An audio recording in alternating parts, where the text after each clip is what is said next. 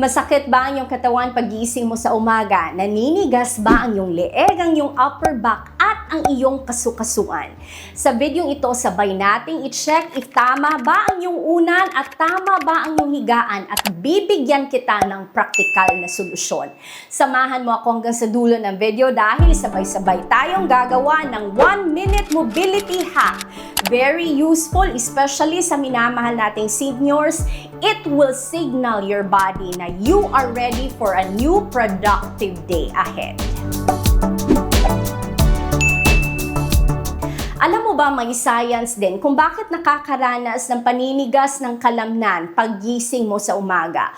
You see all throughout the day habang ikaw ay gumagalaw ang iyong synovial fluid na makikita sa iyong joints. It actually lubricates your joint. Kaya naman banayad at smooth lang ang iyong paggalaw. However, kung ikaw ay natutulog, wala masyadong movement, kaya naman ang iba nakakaranas ng paninigas sa kasukasuan. However, here is the thing. Dahil may tatlong common din na pagkakamali kung bakit nakakaranas ng pananakit dito sa leeg, sa upper back, sa likod at paninigas ng kalamnan. Let's look into it. Ang taas ng iyong unan or your pillow height. Gusto kong i-check mo ngayon. You assume your usual sleeping position. Naka-straight line ba ang iyong leeg at ang iyong spine? Ito po ang tamang sleeping position. If napapansin mo, masyado kang nakatingala tulad nito, tulad ng picture dito, ibig sabihin masyadong manipis ang iyong unan. If ikaw naman ay nakabend ang iyong ulo tulad nito, ibig sabihin po masyadong mataas ang iyong unan.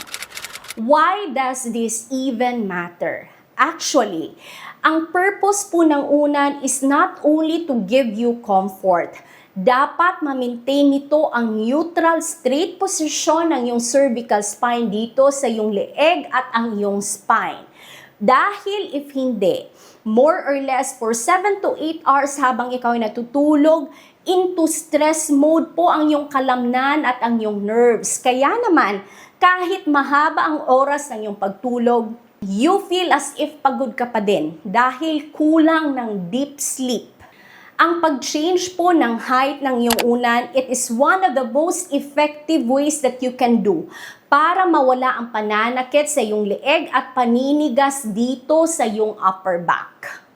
If sanay kang matulog na nakatihaya tulad nito, please make sure na straight po ang line between sa iyong leeg at sa iyong spine.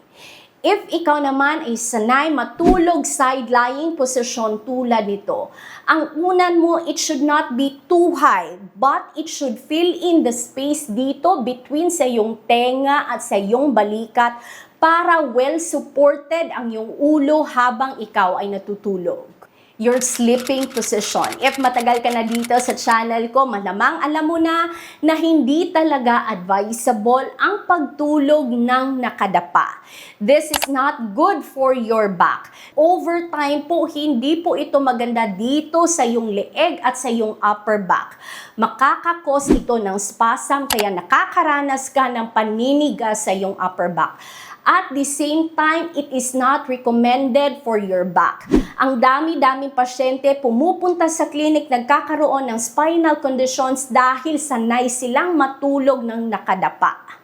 Now, here is the thing, hindi din natin pwede biglain yan kasi baka hindi ka makatulog mamayang gabi.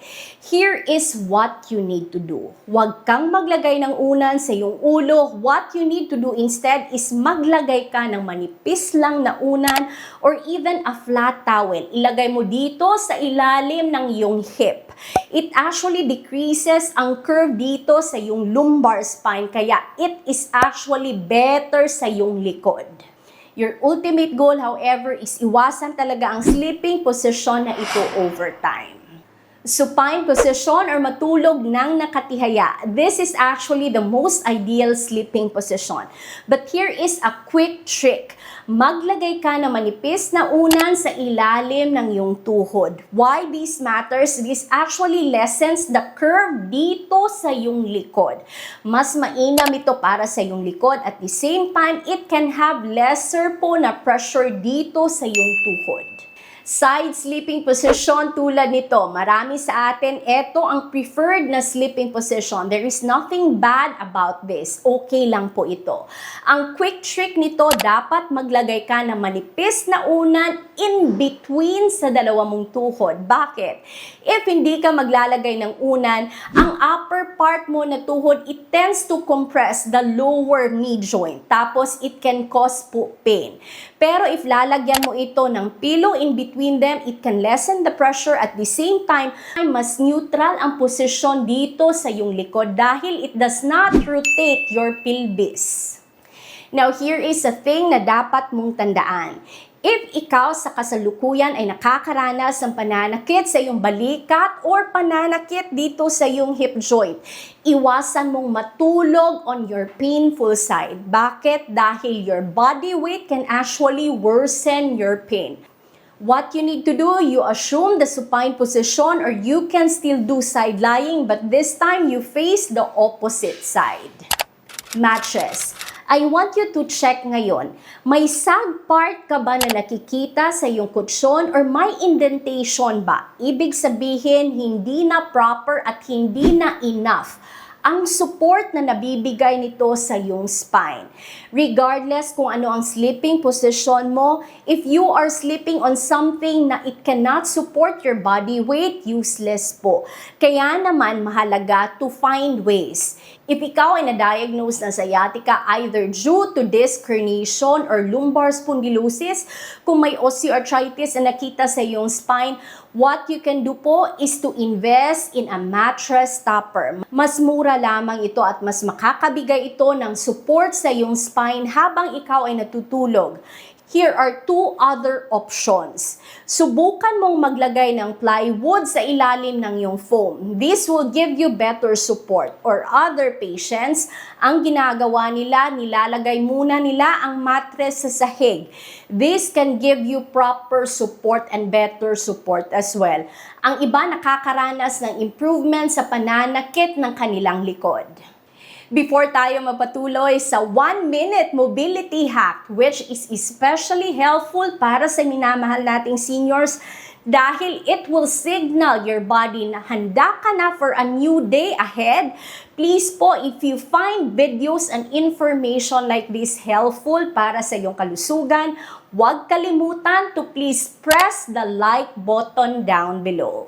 Also, karamihan sa inyo hindi pa nakapag-subscribe. Please don't forget po to click the subscribe and the bell button below para updated ka parate sa informative at helpful videos natin.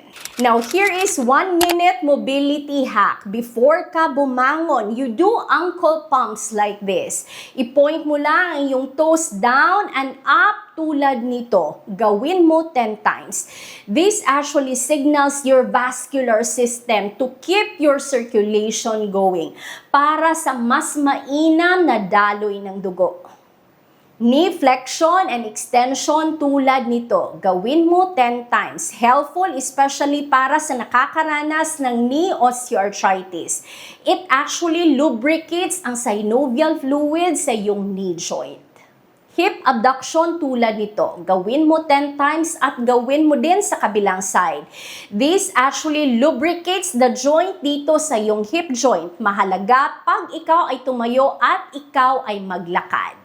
Next, side bends tulad nito. Dalhin mo lang yung tenga sa iyong balika tulad nito at gawin mo on the opposite side. Gawin mo 10 times. If nakakaranas ka ng pananakit sa iyong leeg at upper back, nakakaranas ka ng paninigas sa iyong kasukasuan, may 3 bagay kang kailangan i-check. Ang height ng iyong unan, i-check mo ang iyong sleeping position, at i-check mo ang iyong mattress or ang iyong higaan. Tapos gawin mo ang 1-minute mobility hack na pinakita ko sa iyo. If gagawin mo ito consistently for 1 week, you will notice the difference. This is po a physiological fact. If nakaabot ka hanggang sa dulo ng video, please comment po kung taga saan ka dahil I would really love to know. Include mo din, ano ba ang nakasanayan mo? Matulog kang nakadapa, nakatihaya, or side sleeping position? I would really love to know.